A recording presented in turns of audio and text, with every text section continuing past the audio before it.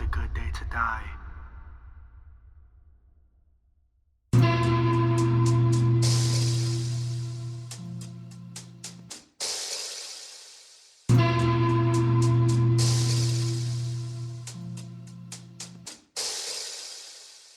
September 6th, 2014.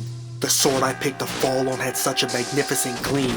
Hungry to end my torture lured the lead. In the final scene, a lot went into the text, the margins, and the lines in between at the intersection of poverty, trauma, and neurodivergence. A brutal, intense decade that drained every red cent. A punching bag-shaped scapegoat, emotionally minced. This was years in the making, and the pain became too dense.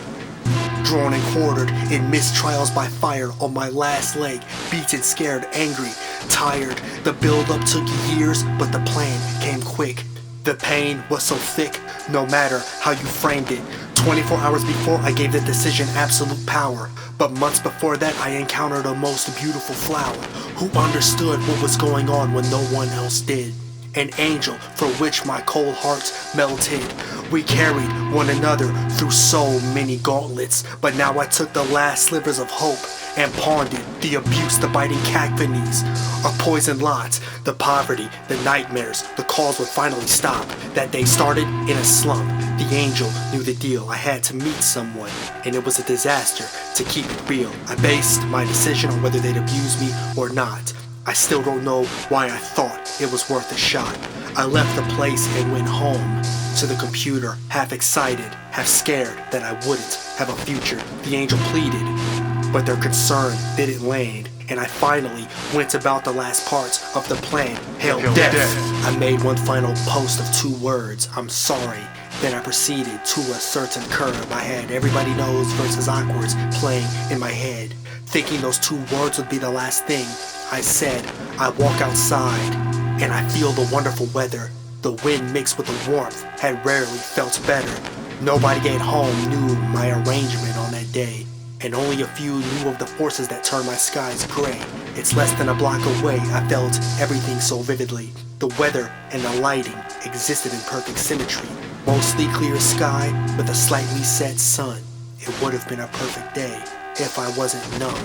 I approach the edge and I wait for the chance. No more abusive rants, no more of this toxic dance. No more going hungry, being laughed at, it's done. No more will I have to bear the Uzi, of which weighs a ton. No more bad memories, nightmares and flashbacks. No more anger, sadness, misery. You can have that, the torment will end. I'm standing at the last inning, telling myself when I'm gone the world will just keep spinning. Everyone dies, some sooner than others, even under a sky with such beautiful colors. The hopelessness turned to ambition, couldn't wait to leave. So utterly lethargic, it almost hurt to breathe. Please let me go quickly and die forgotten. I hope the memories will fade before I'm fully rotten. The weather was magnificent, the edge calls me. About to answer the question of to be or not to be, but something kept me here. A single voice, a single soul who would be broken by my choice. I inched to the edge, I saw its gaping maw. Just go, fall into its jaws and let yourself be mauled. But her words rang louder than the debt and the scars. Her words rang louder than the depressive disregard. I'm so close to tasting the infinite peace of oblivion, but her words rang loud over the cars and pretty wind. I'll take life into my own hands, battered and dented. I'll take life by my own hands and finally end it. Cast away the long days and cold night loops at the end of the same rope that makes for a nice noose. But something happened, I still can't explain. Something happened, a spark barked, which reignites my flame. A feeling of dread and peace right before I took the last step. Something told me I wasn't yet ready for death. I backed from the edge and the sword was gone, and I'm exhausted. I look at that fine line and decided not to cross it. I go to the store and buy a large chocolate. Headed back home, starting to feel haunted. The angel must be panicking. And now I'm horrified. I'm still alive, but utterly torpid and fried. Nobody I passed on the sidewalk had any clue. They never knew what I was just going to do. I get back to the computer and I felt my heart sink. A legion of unread messages from people I didn't think would care this much. I was touched by the reactions. What in the fuck did I just do? I let everyone see. I decided not to go. The angel and others she told I didn't even know. I couldn't believe I put them through that. I felt a deep shame. Survived personal Armageddon and I'm still deep into this game.